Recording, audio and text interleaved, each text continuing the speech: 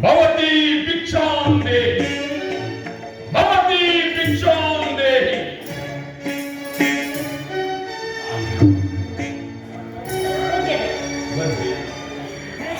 ಬಹು ದೂರದಿಂದ ಹಿಡಿದು ಬಂದಿದ್ದೆ.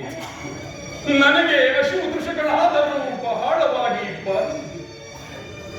ಏನಾದರೂ ಆಹಾರವಿದ್ದರೆ ನೀಡಿ. ಪೂಜ್ಯರೇ, ನನ್ನ ಸ್ವಾಮಿಯಾದ ಶ್ರೀರಾಮಚಂದ್ರನು ಮೈದುನಾದ ಲಕ್ಷ್ಮಣನು ಎಲ್ಲಿಯೂ ಹೋಗಿರುವುದು. ಅವರು ಬಂದರೆ ನಿಮ್ಮನ್ನು ಸತ್ಕರಿಸುವೆವು. ಅಲ್ಲಿಯವರೆಗೂ ಇಲ್ಲಿ ಆಗಬಹುದು.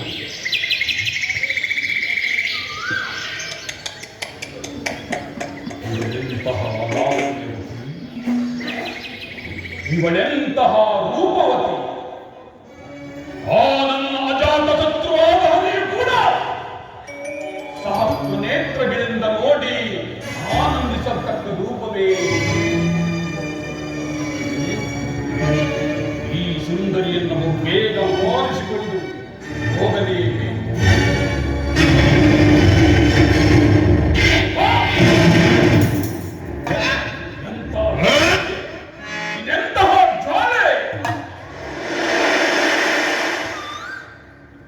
ಲಕ್ಷ್ಮಣ, ಮೆಚ್ಚಿನ ನಿನ್ನೆಯ ಜಾಣ್ಮೆಗೆ ಜಗತ್ತೇ ಅಚ್ಚರಿ ಪಡುವಂತೆ ಇಲ್ಲಿ ಸಪ್ತ ಋಷಿಗಳನ್ನೇ ಪ್ರತಿಪಾದಿಸಿರುವೆಯಾ?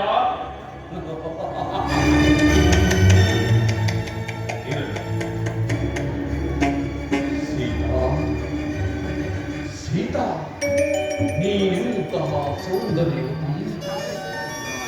ನಿನ್ನ ಮೇಲಿನ ವ್ಯಾಮೋಹದಿಂದ ಸ್ವಯಂವರ ಸಭೆಗೆ ಬಂದ ನಾನು ಶಿವಧನುಸ್ಸನ್ನು ಎತ್ತಲಾಗದೆ ಉಪ್ಪರಿಗೆ ಮೇಲೆ ಕುಳಿತು ನನ್ನನ್ನು ನೋಡಿ ಚಪ್ಪಾಳೆ ಹೊಡೆದುದಕ್ಕೆ ಅಲ್ಲವೇ? ಆ ತುಂಬಿದ ಸಭೆಯಲ್ಲಿ ನನ್ನ ಸಹಸ್ರ ಖಡ್ಗಗಳು ಏಕಕಾಲದಲ್ಲಿ ನನ್ನ ಶರೀರವನ್ನು ಛೇದಿಸಿದವು.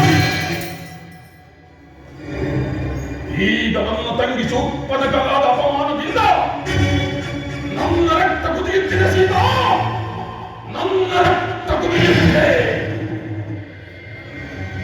ಆ ಸೇಡಿನ ಪ್ರತಿಫಲ ಸೀತಾಪಹರಣ.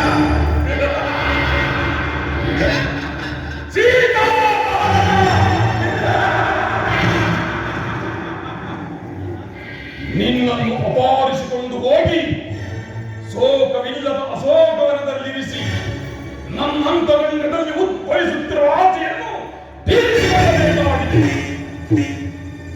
ಸೀತಾ, ನಿನ್ನ ಮೇಲಿನ ಛಲಕ್ಕಾಗಿ ನನ್ನ ಮಾವನಾದ ಮಾರೀಚನನ್ನು ಬಲಿಕೊಡಬೇಕಾಗಿದೆ ಶ್ರೀರಾಮ ಬಾಣಕ್ಕೆ.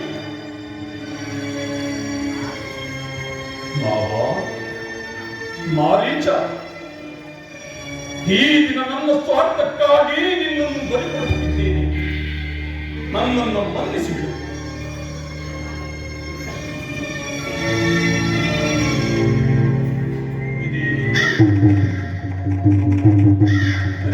ವೇಗವಾಗಿ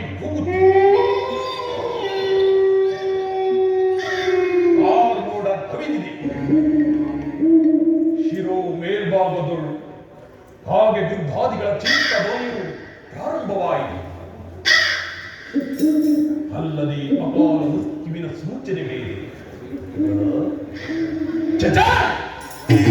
ಇದಕ್ಕೆಲ್ಲ ಎದುರುಗೊಳ್ಳುವ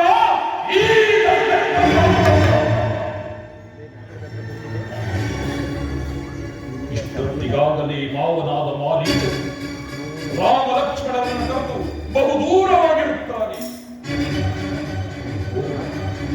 ಬೇರೆ ಆಯಿತು, ಇನ್ನು ಸಮಯವಿಲ್ಲ. ಅಯ್ಯೋ ಶಿವು, ಶಿವು, ತಾಳಲಾರೆ ಬಂದ್ರೆ ತಾಳಲಾರೆ. ಕಣ್ಣಾಲಿಗಳು ತಿರುಗುತ್ತಿವೆ, ಕೈಕಾಲುಗಳಲ್ಲಿ ಪ್ರಾಣವಿಲ್ಲ. ಏನಾದರೂ ನೀಡು ಬಂದ್ರೆ, ಏನಾದರೂ ನೀಡು. ಪೂಜ್ಯರೇ, ಇದು ಸ್ವೀಕರಿಸಿ. ಸ್ವಲ್ಪ ಬಳಿಗೆ ಬಂದು ನೀಡಬಾರದು. ಈ ನನ್ನ ಮೈತ್ರನಾದ ಲಕ್ಷ್ಮಣನು ಸಪ್ತಋಷಿಗಳ ಆಜ್ಞೆಯನ್ನು ಬರೆದಿರುವನು. ಅದನ್ನು ದಾಟಿ ನಾನು ಬರುವುದಿಲ್ಲ. ಏನು? ನಮ್ಮಂತ ಯತಿಗಳಿಗೂ ಸಪ್ತಋಷಿಗಳ